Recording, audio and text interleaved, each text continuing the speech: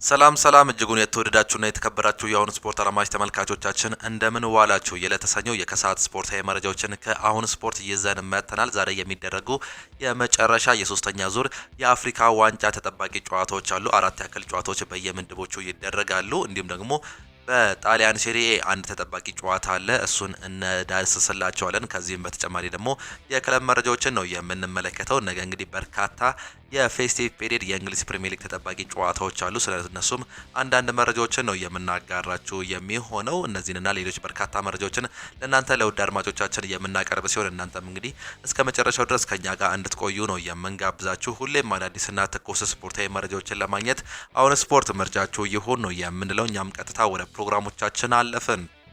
የአፍሪካ ዋንጫ ጨዋታዎች ዛሬም ቀጥለው የሚካሄዱ ነው የሚሆኑት። የሶስተኛ ዙር የአፍሪካ ዋንጫ የምድብ ጨዋታዎች ዛሬም የሚካሄዱ ይሆናሉ።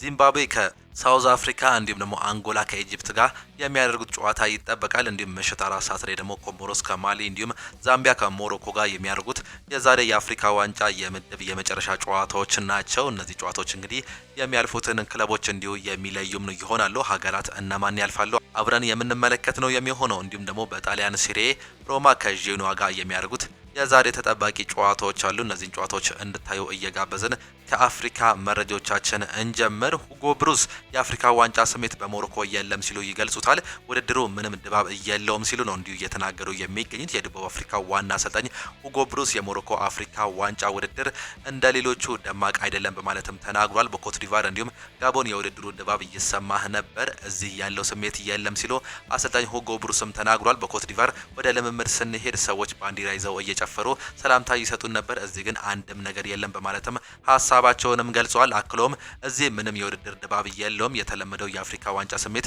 እዚህ እያየ ነው አይደለም በማለትም መናገራቸው ነው የተመለከት ነው። እዚህ ስቴዲየሙ በነጻ ክፍት ባይደረግ ምንም አይመጣም ነበር። ኮትዲቫር ግን የኛ ሶስቱም ጨዋታዎች ሙሉ ነበሩ ሲሉ ሁጎ ብሩስ መናገራቸው ነው የተመለከትነው። ከግብጽ ጋር በነበረው መራግብር በርካታ ሰዎች በነጻ ወደ ስቴዲየሙ ሲገቡ ባለቤቴ ከደህንነቷ ስጋት ነበር ሲሉ ጨምረው እንደነበር ነው የገለጹ የሚገኙት። ሌላኛው ሞሮኮ አንድ የአፍሪካ ዋንጫ ነው ያላት፣ እኛም ዛምቢያ አንድ አለን ሲል እንዲሁ ይናገራል። ዛምቢያ ዛሬ ከውድድሩ አዘጋጅ ሞሮኮ ጋር በምድብ የመጨረሻ ጨዋታውን ምሽት 4 ሰዓት ላይ ታደርጋለች። የዛምቢያው የመሃል ሜዳ ተሰላፊ ፋሽን ካሳላ የጨዋታው የአሸናፊነት ቅድመ ግምት ለሁለቱም ቡድኖች እኩል መሆኑን ነው እንዲሁ እየገለጸ የሚገኙት። ተጫዋቹ ሲናገር ሞሮኮ አንድ የአፍሪካ ዋንጫ አላት፣ ዛምቢያም አንድ የአፍሪካ ዋንጫ አላት ሲል እንዲሁ ሁለቱም እኩል መሆናቸው ነው እየገለጸ የሚገኘው። አያይዞም የዛሬው ጨዋታ የማለፍ እድል እኩል ነው 50% ነው ሲል አስተያየቱንም ሰጥቷል። እኛ ከዚህ በፊት ትልቅ የተባሉ ቡድኖችን አሸንፈን አሳይተናል። ለምሳሌ በድሮግባ እንዲሁም ደግሞ ያያ ቱሬ ጊዜ ኮትዲቫርን አሸንፈናል ሲሉ ሀሳብ መስጠቱን ሳላንም ተመለከትን።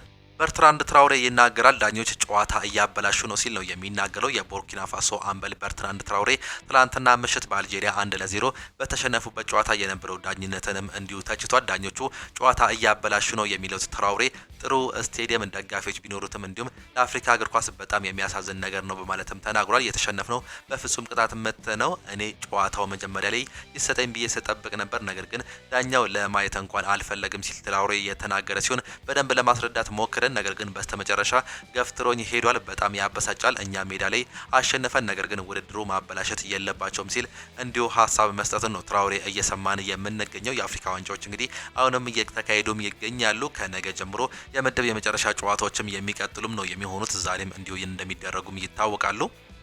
ወደ ክለብ መረጃዎቻችን ስናልፍ አርሰናል በውሰት ውል ካስፈረመው የኢኳዶር ተከላካይ ፔሮ ሂንካፔ ጋር ያለውን ቁርኝት በቋሚነት ለማጠናቀር ቅድሚያ ሰጥተው እየሰራ መሆኑ ነው እየተዘገበም የሚገኘው። ክለቡ ተጫዋቹን ለረጅም ጊዜ በኤሚሬትስ ለማቆየት በውሉ ላይ የሚገኘውን የ45 ሚሊዮን ፓውንድ የመግዣ አማራጭ ለመጠቀምም ተዘጋጅቷል ሲል እየገለጸም ይገኛል። በባየር ሊቨርኩሰን የታሪክ ታላቁ ያለመሸነፍ ጉዞ ላይ ቁልፍ ሚና የነበረው ፔሮ ሂንካፔ ያንን ኢንቪንሲብል የማይሸነፍ መንፈስ ወደ ሰሜን ለንደን በማምጣት ክለቡ ለዋንጫ በሚያደርገው ግስጋሴ ላይ ከፍተኛ ተሰጥኦ እያበረከተ የሚገኝ ተጫዋች ነው ሲሉ ይገልጹታል። ይህ ተጫዋች እንግዲህ በተለይም ሁለቱ የመሃል ተከላካይ ስፍራ ተጫዋቾች ዊሊያም ሳሊባ እንዲሁም ጋብሪኤል ማጋሌዝ በተጎዱበት ጊዜ በርካታ ጥቅሞችን ሰጥቷል። ምንም እንኳን በአሁኑ ሰዓት ላይ በጉዳት ምክንያት አንዳንድ ጨዋታዎችን ቢያመልጡትም እንግዲህ ይህ ተጫዋች አሁንም ቢሆን በአርሰናል ቤት እጅግ በጣም የሚፈለግ ተጫዋች ነው። ገና ወጣት የ19 ዓመት ተጫዋች መሆኑን ተከትሎ በርካቶቹ ይህ ተጫዋች እጅግ በጣም አስገራሚ እንቅስቃሴ እያሳየ እንደሚገኝ በአርሰናል ቤትም ያምናሉ። ይህንንም ለማስቀጠል ሲል እንግዲህ አርሰናሎች የፊርማቸውን ቋሚ ለማድረግ በአሁኑ እንዲሁ ጥረታቸውን ከፍ እንደሚያደርጉ ነው እየተገለጸ የሚገኘው። በክረምት የዝውውር መስኮት በውሰት የመጣው የፔሮ ሂንካፔ እንግዲህ ወደ ዋና ቋሚ ዝውውር ያደርጉታል ተብሎ እንደሚጠበቅ መረጃዎች በስፋትም እያመላከቱ እንደሚገኙም እየተመለከተን እንገኛለን። ይህም በርካቶቹ ያመኑበት ጉዳይ መሆኑ ነው እየተመለከተን የምንገኘው። ሌላኛው ከአርሰናል ጋር የምናነሳው መረጃ ሪዮ ፈርዲናንድ ስለ ቪክተር ዮኬሬሽ መሻሻል ያለበት ነጥብ ያነሳል። ቪክተር ዮኬሬሽ ሊረዳቸው የሚገቡ ሁለት ወሳኝ ወይም ደግሞ ሶስት ነገሮች አሉ ሲልም ይገልጻል። የመጀመሪያው እንቅስቃሴ ነው። በጨዋታው ላይ 30 ያክል ኳሶች ወደ ሳጥን ውስጥ ሲሻገሩ ተመልክቻለሁ። ይህ በቡድኑ ታሪክ ሁለተኛው ከፍተኛ ኳስ ነው። ኳሱ በመስመር በሚሆንበት ጊዜ የሱን እንቅስቃሴ እከታተልም ነበር ሲል ይገልጻል። እንቅስቃሴው በጣም መጥፎ ነው ማለት አይደለም፣ ነገር ግን ኳሱን በማን እጅ እንደሆነች እንዲሁም ተደርቶ መንቀሳቀስ ይኖርበታል። ኳስ ካለው ሰው ጋር ማንነት አንጻር እንዲህ ሊለዋወጥ ይገባል ሲል ሀሳቡንም ይሰጣል። በመካከላቸው ገና ያ መንፈስ ትስስር ወይም ደግሞ ቴሌፓቲ ያለ አይመስለኝም። ሳካ እዚያ ቦታ ላይ ሲሆን እኔ እዛ ጋር መሆን አለብኝ የሚለው መግባባት እንዲሁም ገና አልዳበረም። ይህ በልምምድ ሜዳ ላይ በሚደረጉ ተደጋጋሚ ልምምዶች ወይም ደግሞ ከሜዳ ውጪ በሚደረጉ ንግግሮች ሊስተካከል የሚችል ነው ሲል ሀሳቡንም ይሰጣል። እንደ አንድ ተከላካይ ያስተዋልኩት ትልቁ ነገር ተከላካዮች እጃቸውን እንዲያሳርፉበት እድል እየሰጠ መሆኑ ነው። በፖርቹጋል በነበረበት ጊዜ ለማንኛውም ተከላካይ ይልቅ ጠንካራ ፈጣንም ነበር። ተከላካዮች እጃቸው ቢጭኑበት እንኳን ሀሳቡን ሲል የሰጠ ሲሆን በእንግሊዝ ፕሪሚየር ሊግ ግን ይህ አይሰራም። ራሱን ለመለወጥ ብዙ ሙከራዎችን ማድረግም አለበት ሲል እንዲሁ እየገለጸ እንደሚገኝ ነው እየተመለከተን የምንገኘው። ሌላኛው ስቴቨን ጄራርድ ስለ ዲክላን ራይስ ፍጹም የአማካይ ተጫዋችነት ብቃት የሰጠው አስገራሚ አስተያየትን ደግሞ እንመልከት። ዲክላን ራይስ እወደዋለሁ። ለዚህ ረጅም ጊዜ ስላለው ብቃት ስመሰክርም ቆይቻለሁ። ወደ አርሰናል ከመሄዱ በፊት ቪላን እያሰለጠቅን ከዌስትሃም ጋር ስንገጥም በአካል ተገኝቼ ስላልነበርም ምን ያህል ግዙፍ እንደሆነ አላውቅም ነበር ሲል ሀሳቡንም ይሰጣል። ከተጫዋቾች መጫወት መተላለፊያ ወይም ደግሞ ታናል ስታየው አምላኬ ወይ ይህ ለአንድ አማካይ ተጫዋች የሚሆን ፍጹም ቁመና ነው ብለህ ታስባለህ ሲልም ይገልጻል። አንድን አማካይ ተጫዋች መገንባት ብትፈልግ እሱ ማንም የሚያገኘው አይነት አካል ነው። 6 ፊት ወይም ደግሞ 6 ፊት ከ2 ኢንች ቁመት ጋር ሊኖረው ይችላል። ረጅም ጉልበቶችም እንዲሁ አሉት። ይህ እጅግ በጣም አስገራሚ አማካይ ነው ሲልም ይገልጿል። ኳስ በእግሩ ስትረጋጋ ኳሱን ሲቀደም እንዲሁም ደግሞ አውሬ አጫወት ያለው እጅግ በጣም አስገራሚ የአማካይ ተጫዋች ነው። ይህ እጅግ በጣም ያስደነቀኝ የአርሰናል የአማካይ ስፍራ ተጫዋች መሆኑን አሁንም አስመልክቶኛል ሲል መናገሩን ነው የተመለከትነው። ኡናይ ኤምሬ ማክሰኞ ከአርሰናል ጋር ስለሚደረገው ጨዋታ ሲናገር የተለየ ጨዋታ ይሆናል፣ በኤምሬትስ በጣም ጠንካራ ናቸው ሲል እንዲሁ ይገልጻል። እኛ በወጥነት እየተጓዝን እንገኛለን፣ ነገር ግን ይህ የምንገጥመው ትልቁ ፈተና ነው፣ ምክንያቱም እነሱ በሜዳቸው እጅግ በጣም ጠንካራ ናቸው ሲልም ይገልጻል። በሜዳቸው በርካታ ጨዋታዎችን ተከታታይ ጨዋታዎችን ማሸነፋቸውንም ተመልክተናል። ይህ ከባድ ጨዋታ እንደሚያደርግብንም እናምናለን። ነገር ግን ነገ በሚደረገው ጨዋታ ላይ ራሳችንን አጠናክረን ጨዋታውን ለማሸነፍ ነው የምንገባው ሲል ሀሳብ መስጠቱን ነው ኡናይ ኤምሬ እየተመለከትን የምንገኘው። ነገ እንግዲህ ወሳኝ ጨዋታ በሁለቱም ክለቦች መካከል የሚጠበቅ ነው። በተለይም በአርሰናል በኩል ይህን ጨዋታ የሚያሸንፉ ከሆነ እድላቸውን እጅግ በጣም የሚያሰፉም ይሆናሉ። ነገር ግን ይህ ጨዋታ የሞት ሽረት ለሁለቱም ሊሆን እንደሚችል ከአሁኑ ቅድሚያ ግምቶች እየወጡም ይገኛሉ። የእናንተም ቅድሚያ ግምት እስከና ሀሳባችሁ ኮመንት ቦክስ ላይም ልታጋሩን ትችላላችሁ። ስለ ነገ ጨዋታ እንዲሁ በነገው የጠዋት ፕሮግራሞቻችን ላይ ሰፋ ያለ መረጃን ለእናንተ ለውድ አድማጮቻችን እየዘን የምንቀርብ ነው የሚሆነው። የተወደዳችሁና የተከበራችሁ አድማጮቻችን ወደ ማንቸስተር ዩናይትድ መረጃዎቻችን ስናልፍ ፋብሪዚዮ ሮማኖ ስለ ሩበን ኔቬዝ እንዲሁም ካርሎስ ባሌባ ይናገራል። ስለ ሩበን ኔቬዝ ድርድር ምንም አዲስ ዜና የለም። የማንቸስተር ዩናይትድ እያደረገው ሩበን ኔቬዝን ከሚወክለው ወኪል ጋር መገናኘት ነው። ስለ ሩበን ኔቬዝ ብቻ ሳይሆን ስለ በርካታ ተጫዋቾች ተነጋግሯል ሲል እንዲሁ ይገልጻል። ሩበን ኔቬዝ በእግር ኳስ ውስጥ ካሉት ትልቅ ወኪል በአንዱ የተወከለ ነው፣ ነገር ግን ምንም ነገር በእውነቱ አልተለወጠም ሲልም ይናገራል። ማንቸስተር ዩናይትድ በክለብ ውስጥ ባደረጉት ውስጣዊ ውይይት እንኳን የካርሎስ ባሌባን ስም መወያየት እንዳላቀሙ ዋስትና ይሰጣል ይችላልም። ምክንያቱም በክለቡ እንዲሁም ደግሞ በአሞሪም ዘንድ አንድ ተስማሚ መፍትሄ ተደርጎ ይታያል ሲል ሀሳቡን እየገለጸም ነው የሚገኘው። የጥር ወር ዝውውር አሁንም የማይመስል ነገር ነው። ነገር ግን ብራይተን ለካርሎስ ባሌባ ለማውጣት በሮችን ለመክፈት ከወሰነ ማንኛውም ነገር ማንቸስተር ዩናይትድ በእሱ ላይ ሙሉ ፍላጎት ይኖረዋል። ባየርን ሙኒክ ለካርሎስ ባሌባ ስምምነት ላይ እየሰራ አይደለም። በእንግሊዝ መቆየት እንደሚፈልግ ይሰማቸዋል። ወደ ማንቸስተር ዩናይትድ መሄድ እንደሚፈልግ ይሰማቸዋል ሲል ፋብሪዚዮ ሮማኖ ስለዚህ ተጫዋች አሁንም እየገለጸም ይገኛል። ማንቸስተር ዩናይትድ በጥር የዝውውር መስኮት የአማካይ ስፍራ ተጫዋች ያመጣል ተብሎ አይታመንም። ነገር ግን ምናልባት አንዳንድ እድሎች ይኖራሉ ሲል ነው አሁንም ፍንጭ እየሰጠ የሚገኘው። ማንቸስተር ዩናይትድ አዳም ዋርተን፣ ካርሎስ ባሌባ እንዲሁም ኤሊዮት አንደርሰን የመሳሰሉ የእንግሊዝ ፕሪሚየር ሊግ ወሳኝ የመሀል አማካይ ተጫዋቾችን እየተመለከተም ይገኛል። ከዚህም በተጨማሪ የቀድሞ የወልቭስ ተጫዋች የነበረውን ፖርቹጋላዊ ሩበን ኔቬዝን ከአል አህሊ ለማምጣት እንግዲህ ፍላጎት እንዳለው ነው እየተገለጸም የሚገኘው። ሌላኛው ኮነር ጋላገር ስሙ እየተያዘ ቢገኝም አሁን ግን ይህ ተጫዋች ይለቃል ተብሎ እንደማይጠበቅ በአሁኑ ሰዓት ላይ ማንቸስተር ዩናይትድ ይህን ስም እንግዲህ እንደተወ መረጃዎች እያጋሩም ይገኛሉ።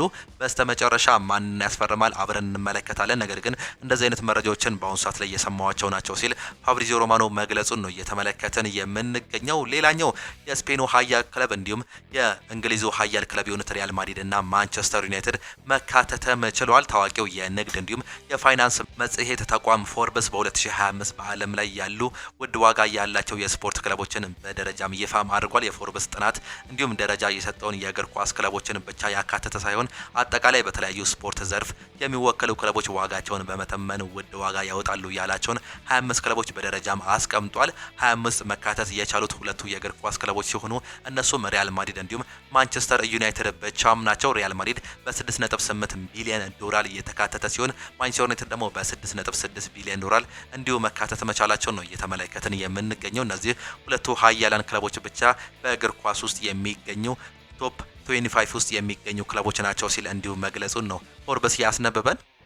ከማንቸስተር ዩናይትድ ጋር ሌላኛው መረጃ እንግዲህ የጀደን ሳንቾ እንዲሁም የማንቸስተር ዩናይትድ እህል ውሃ ማብቃቱ ነው የተገለጸው። ጀደን ሳንቾ በማንቸስተር ዩናይትድ ያለው ኮንትራት እስከ 2026 የክረምት የዝውውር መስኮት ውድ ሊያበቃ እንደሚችል እየተገለጸ ሲሆን ዩናይትድ ከፈለገ ሳንቾን ኮንትራት ለአንድ ተጨማሪ ዓመት የማራዘም መብት አለው። ነገር ግን ማንቸስተር ዩናይትድ ተጫዋቹን አይፈልገውም። በመጪው የክረምት የዝውውር መስኮት ጀደን ሳንቾ በነጻ ተጫዋችነት ማንቸስተር ዩናይትድን ይለቃል ሲል ነው እያስነበበ የሚገኘው ፋብሪዚዮ ሮማኖ።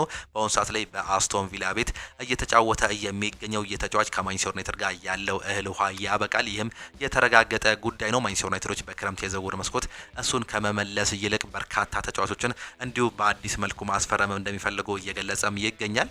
ማንቸስተር ሲቲ የበርንሞዙን የመስመር ተጫዋች የሆነው አንቷን ሴሜኖን የ65 ሚሊዮን የውል ማፍረሻ በተመለከተ እየተደራደረ እንደሚገኝ እየተገለጸም ይገኛል። ድርድሩ በዚህ ሳምንት እምርታ እንደሚያሳይ ይጠበቃል። ወኪሎቹ ማንቸስተር ከተማ እንደሚገኙ ነው እየተገለጸ የሚገኘው። ሊቨርፑል፣ ማንቸስተር ዩናይትድ፣ ቼልሲ እንዲሁም ደግሞ ስፐርስ ፍላጎት አሳይተው የነበረ ቢሆንም በንግግሩ ሂደት ላይ የሚገኘው ብቸኛው ክለብ ግን ሲቲ ነው ሲል እንዲሁ እያስነበበውም ይገኛሉ። በርካታ የመረጃ ምንጮች ነው ይህንን ነገር ማረጋገጥ የቻሉት ከአትሌቲክስ ጀምሮ እስከ ሌሎቹ የጋዜጣ ምንጮች እንግዲህ እንደተመለከትነው ከሆነ ይህ ነገር በማንቸስተር ሲቲ ቤት ብቻ እንደሚጠናቀቅ መረጃዎች በስፋትም ያመላክታሉ። ማንቸስተር ዩናይትድ ይህን ተጫዋች የግሉ ለማድረግ ብዙ ሙከራዎችን አድርጎ ነበር። ነገር ግን በአንዳንድ እክሎች ምክንያት ሊሆንለትም አልቻለም። ሊቨርፑልም ቼልሲም እንዲሁም ሌሎች ክለቦችም እንዲሁ አልተሳካላቸውም ሲልም ይገልጻል። ሊቨርፑል ከማንቸስተር ሲቲ ለመፎካከር እንዲሁም አንቷን ሴሜኞን በ65 ሚሊዮን ፓውንድ ለማዛወር አቀደውም ነበር። ሴሜኞ በ2023 ከብሪስቶል ሲቲ ሲፈርም የስፖርቲንግ ዳይሬክተር ሪቻርድ ዩዝ በበርንሞዝ ውስጥ እንደነበረም ይታወቃል።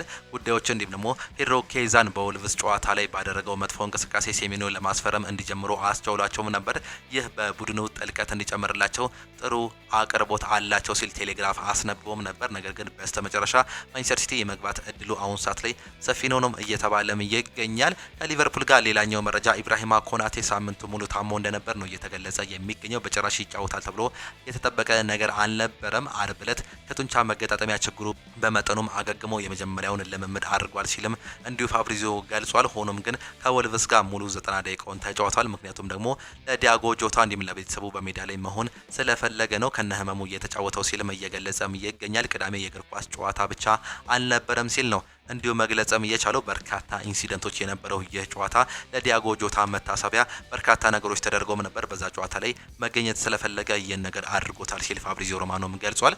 ቼልሲዎች ኤንዞ ፈርናንዴዝን በጁድ ቤሊንጋም እንዲቀየር ጥያቄ አቅርበው የነበረ ቢሆንም ጥያቄው በማድሪድ ውድቅ ተደርጎባቸዋል ሲል ዲፌንስ ሴንትራል ያስነብባል። ከዚህ በፊት እንግዲህ ኤንዞ ፈርናንዴዝን የግላቸውን ለማድረግ ብዙ ሙከራዎችን አድርገው ነበር ቼልሲዎች። ነገር ግን ጁድ ቤሊንጋም ሎስ ብላንኮቹ ቤት አይነኬ ተብሎ ከሚታዩ ተጫዋቾች መካከል ነው። በዚህም የተነሳ ይህን ነገር አንፈልገውም ሲሉም ገልጸዋል። ኤንዞ ፈርናንዴዝ ከዚህ በፊት በሪያል ማድሪድ ራዳር ውስጥ በርካታ ጊዜ ተፈልጎም ነበር። እስከ 130 ሚሊዮን ፓውንድም ሊወጣበት እንደሚችል መረጃዎች አይተንም ነበር በክረምት በተለይም። ነገር ግን ጁድ ቤሊንጋም ከሎስ ብላንኮቹ ከሪያል ማድሪድ ጋር ምንም አይነት የመልቀቅ ድርድር አያደርግም ሲልም ገልጿል። ሌላኛው ፋብሪዚዮ ሮማኖ ያስነበበ መረጃ ኤሲ ሚላኖች የአክሰል ዲሳሲን ዝውውር ውድቅ አድርጎታል ሲልም እየገለጸም ይገኛል። ኤሲ ሚላኖች ይህን ተጫዋች እንግዲህ ከቼልሲ ቀርቦላቸው ነበር። ነገር ግን ኤሲ ሚላኖች ይህን ተጫዋች አንፈልገውም ሲሉ አሁንም ይፋ ማድረጋቸው መረጃዎች እያመላከቱንም ይገኛሉ።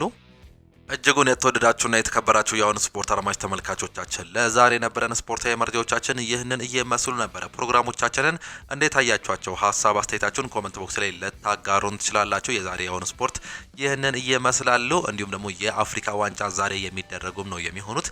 እንዲሁ 11 ሰዓትና ምሽት 4 ሰዓት ላይ የሚደረጉ ጨዋታዎችን ስንመለከት ዚምባብዌ ከሳውዝ አፍሪካ እንዲሁም አንጎላ ከኢጅፕት ጋር የሚያደርጉት የተመሳሳይ የ11 ሰዓት ተጠባቂ ጨዋታ አለ። ኮሞሮስ ከማሊ እንዲሁም ደግሞ ዛምቢያ ከሞሮኮ ጋር የሚያደርጉት የምሽት 4 ሰዓት ተጠባቂ ጨዋታዎች ናቸው። እነዚህን ጨዋታዎች እንድታዩ እየጋበዝን የዛሬ ፕሮግራሞቻችንን የምናጠናቀቅ ነው የሚሆነው። በነገው ጠዋት ፕሮግራሞቻችንን እስከምንገናኝ ድረስ ግን ቻው ቻው፣ መልካም ጊዜ፣ መልካም ምሽት እንዲሆንላችሁ ዳግም ተመኘን።